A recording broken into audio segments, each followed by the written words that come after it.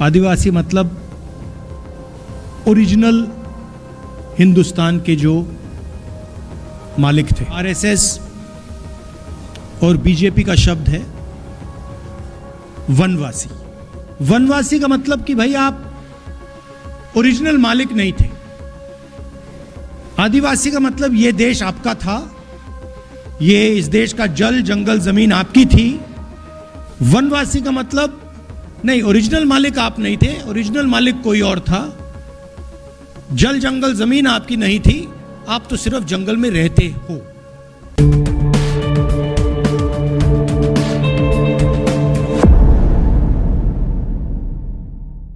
एक तीर एक कमान। एक हाथ से काम नहीं चलेगा, राहुल जी को दिखाना पड़ेगा कि पूरा दिल और दोनों हाथ आपके साथ हैं। एक तीर एक कमान, एक तीर एक कमान। बहुत बहुत धन्यवाद। आज हमारे बीच में हम सबकी आवाज, पूरे देश की आवाज राहुल गांधी जी पधारे हैं। एक बार जोरदार तालियों से हम उनका स्वागत करते हैं। गुजरात के बड़ौदरा में आयोजित आदिवासी अधिकार संविधान सम्मेलन में नेता विपक्ष राहुल गांधी का बड़ा बयान। बोले, आदिवासियों को जल जंगल और जमीन पर पूरा हक। गुजरात के बड़ौदरा में लोकसभा में नेता प्रतिपक्ष राहुल गांधी ने आयोजित आदिवासी अधिकार संविधान सम्मेलन को संबोधित करते हुए आदिवासी समाज के अधिकारों को लेकर के केंद्र और भाजपा सरकार पर जमकर निशाना साधा है। इस दौरान उन्होंने कहा कि आदिवासी इस देश के मूल निवासी हैं और उन्हें जल जंगल और जमीन पर पहला अधिकार मिलना चाहिए। राहुल गांधी ने कहा कि आदिवासी समाज की पहचान और अधिकारों को कमजोर करने की कोशिश की जा रही है। उन्होंने आदिवासी शब्द के महत्व पर जोर देते हुए कहा कि आदिवासियों को वनवासी कहना उनकी पहचान और इतिहास को कमजोर करने जैसा है। उन्होंने यह भी कहा कि संविधान ने सभी नागरिकों को समान अधिकार दिए हैं और आदिवासी समाज के अधिकारों की रक्षा करना सरकार की जिम्मेदारी है।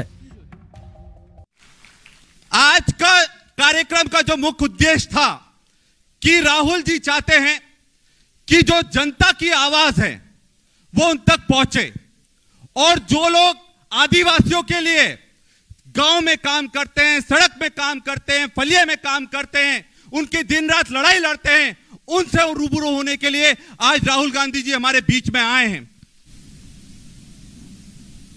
आदिवासी शब्द का बहुत गहरा मतलब है। आदिवासी मतलब ओरिजिनल हिंदुस्तान के जो मालिक थे।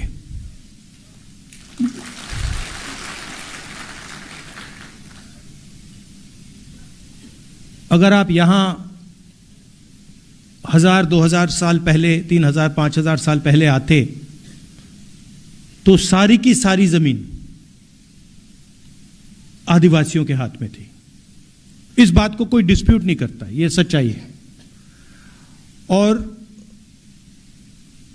आपकी पूरी की पूरी हिस्ट्री जो है वो एक प्रकार से आपकी जमीन खोने की हिस्ट्री है। पहले पूरे देश की जमीन आपकी थी, आस्ते आस्ते आस्ते आस्ते आस्ते आस्ते आस्ते आपको हटाते गए। और अब 21वीं सदी में एक नया शब्द आया है, आरएसएस और बीजेपी का शब्द है वनवासी। वनवासी का मतलब कि भाई आप ओरिजिनल मालिक नहीं थे। आदिवासी का मतलब ये देश आपका था, ये इस देश का जल जंगल जमीन आपकी थी। वनवासी का मतलब नहीं, ओरिजिनल मालिक आप नहीं थे, ओरिजिनल मालिक कोई और था। जल जंगल जमीन आपकी नहीं थी, आप तो सिर्फ जंगल में रहते हो। बहुत बड़ा फर्क है। क्योंकि अगर आप आदिवासी हो तो फिर इस देश का आप पर कर्ज है। आपकी जमीन ली गई, आपका जल, आपका जंगल, आपकी जमीन वो आपसे छीनी गई। इसका मतलब आप पर कर्ज है। वनवासी मतलब कुछ नहीं। वनवासी मतलब आप तो जंगल में रहते हो भाई, क्या लेना देना। और वनवासी बिरसा मुंडा जी जो हैं, इनकी सोच पर आक्रमण है।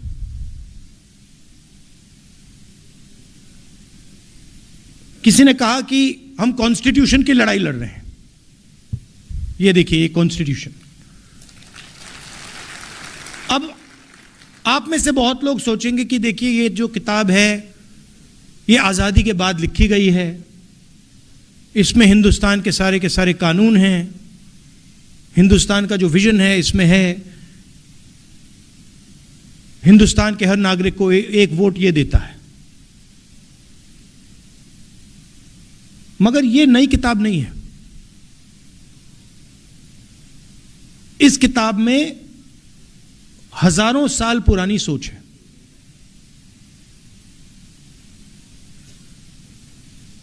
बीजेपी के लोग मोदी जी बिरसा मुंडा जी की मूर्ति के सामने हाथ जोड़ते हैं, अंबेडकर जी की मूर्ति के सामने हाथ जोड़ते हैं, फूले जी के मूर्ति के सामने हाथ जोड़ते हैं, गांधी जी की मूर्ति के सामने हाथ जोड़ते हैं। मगर जो बिरसा मुंडा जी ने कहा था, जिस चीज के लिए वो मरे, उसकी रक्षा नहीं करते।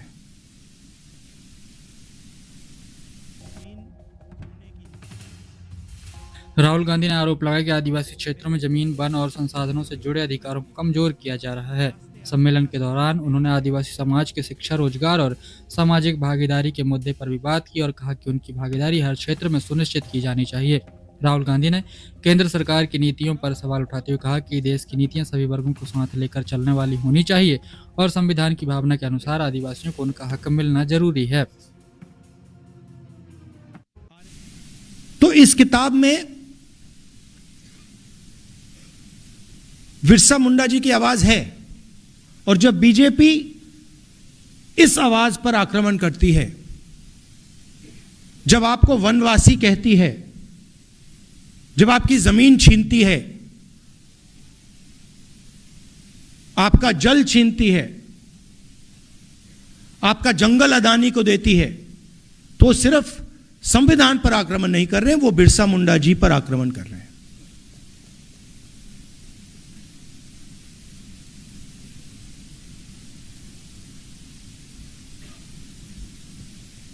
और आजकल फैशन बन गया है, जो एक स्पीकर ने कहा,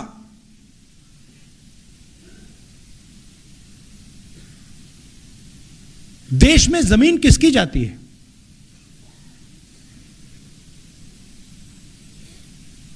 जब भी विकास की बात आती है,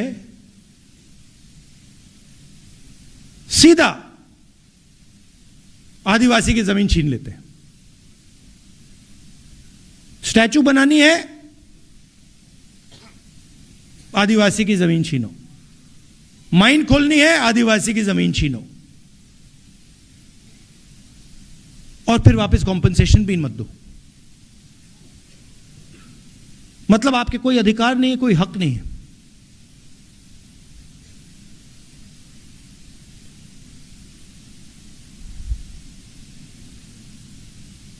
मैं जाति जनगणना की बात करता हूं, और जब मैं जाति जनगणना की बात करता हूं, आरएसएस के लोग, मोदी जी, बीजेपी के लोग मेरे ऊपर आक्रमण करते हैं। मगर जाति जनगणना का क्या मतलब है? पूरा देश जानता है कि इस देश में तकरीबन 9% आदिवासी हैं, 10% आदिवासी हैं। देश जानता है 15% दलित हैं, 50% पिछड़ा वर्ग है, 15% माइनॉरिटी कह लो। आपने प्राइवेटाइजेशन शब्द यूज किया। आपने कहा कि school, college, university, public sector privatise हो जाता है। ये गलत शब्द है। प्राइवेटाइजेशन से लग रहा है कि जब ये प्राइवेटाइजेशन होता है ये सबको जाता है।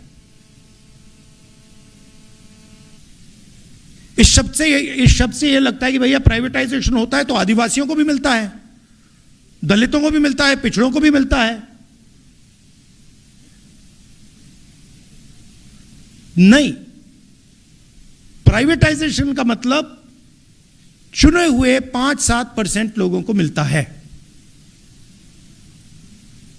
पहले पब्लिक सेक्टर हुआ करता था, उसमें रिजर्वेशन था, उसमें आदिवासी युवा जा सकता था, दलित जा सकता था, पिछड़े वर्ग का जा सकता था। अब खोलिए अदानी जी की कंपनी की लिस्ट खोलिए, उनकी सीनियर मैनेजमेंट की लिस्ट खोलिए, दिखा दीजिए मुझे कौन सा आदिवासी बैठा है वहां पे। एक नहीं मिलेगा आपको।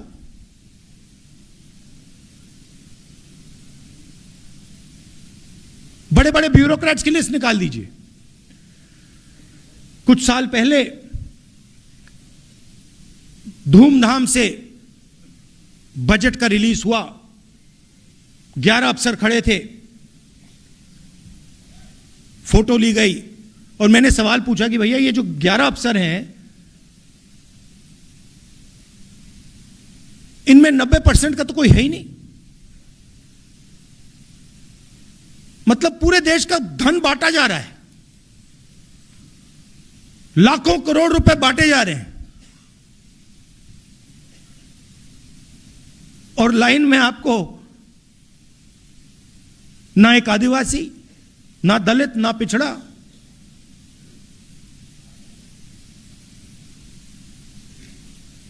कहीं भी देख लीजिए आप, प्राइवेट अस्पतालों की लिस्ट निकालिए, उनके मालिकों की लिस्ट निकालिए, दिखा दीजिए आदिवासी का कौन सा अस्पताल है। बड़ी बड़ी यूनिवर्सिटीज, कॉलेजेस की लिस्ट निकालिए, दिखा दीजिए मुझे उनका आदिवासी मालिक कहां है। कॉर्पोरेट इंडिया खोलिए, उनकी लिस्ट निकालिए, 500 सबसे बड़ी कंपनियां जिनका लाखों करोड़ रुपए ऐसे माफ हो जाता है। 1 सेकंड लगता है मोदी जी को 16 लाख करोड़ रुपए उनका माफ किया गया है।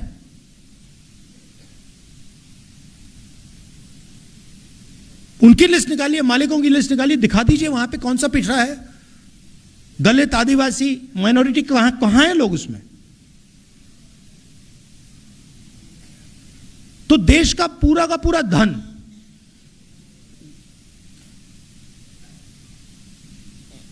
आपसे छीना जा रहा है। आदिवासी कांग्रेस के राष्ट्रीय अध्यक्ष विक्रांत भूरिया ने इस अवसर पर भी अपनी बात कही। उन्होंने राहुल गांधी के समक्ष आदिवासियों की पीड़ा को जाहिर किया और कहा है कि आदिवासियों की आवाज राहुल गांधी हैं। नरेंद्र मोदी जी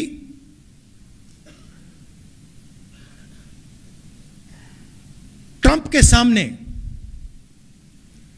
चूं तक नहीं कर सकता है।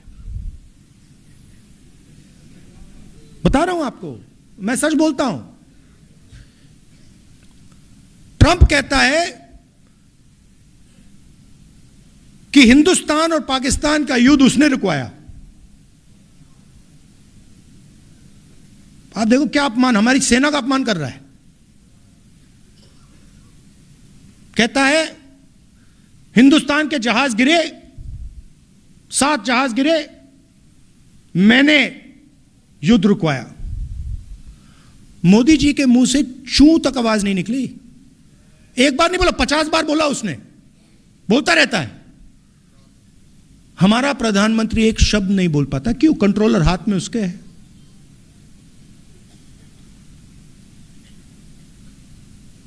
और अंत में जब मोदी जी का कंट्रोल उधर है तो सबसे ज्यादा चोट आपको लगती है,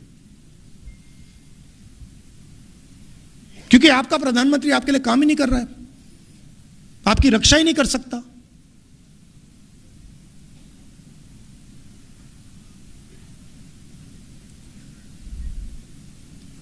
ज्यादा लंबा बोल गया। तो थोड़ा मैं आपको बताना चाह रहा था, थोड़ा दूसरी इशू के बारे में भी बताना चाहता था, मगर मेन बात है भैया, इसको हम सब इसकी रक्षा करेंगे, इसको नहीं छोड़ना हमें,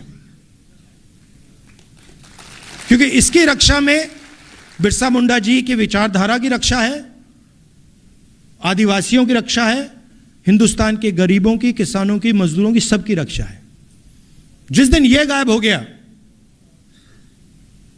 उस दिन कुछ नहीं बचेगा हमारा, आपका, आदिवासियों का। बहुत बहुत धन्यवाद, नमस्कार, जय हिंद। बहुत बहुत धन्यवाद। मैं अंत में यही कहना चाहूंगा, राहुल जी, आप आदिवासी समाज की सबसे बड़ी ताकत हो, और जिस तरह से आदिवासियों के लिए, जल जंगल जमीन के लिए कहीं भी अगर कोई अत्याचार हुआ, आपने समय निकाला है, वो लड़ाई लड़ी है, और हर एक आदिवासी के आप साथ खड़े हो। इसलिए मैं चाहूंगा आगे भी भविष्य में जहां भी आदिवासियों के साथ गलत हो, आप पूरी तरह से ढाल भी बनो और तलवार भी बनो, ताकि ये आरएसएस बीजेपी का जो राज गुजरात में चल रहा है, इसे उखाड़कर हमें फेंकना है और एक नए गुजरात की स्थापना करनी है, जिसमें सबकी जगह हो, सबको बराबरी का दर्जा मिले, ना कि सिर्फ गुजरात उद्योगपतियों का कहलाए, गुजरात आदिवासियों का कहलाए। यह हमारी सबकी अपेक्षा है। आप सब यहां पर आए, उसके लिए मैं आप सबका बहुत बहुत धन्यवाद देता हूं, और एक जोरदार नारा लगाएंगे, जय जोहर का नारा है, जय जोहर का नारा है। बहुत बहुत धन्यवाद। जय हिंद, जय आदिवासी।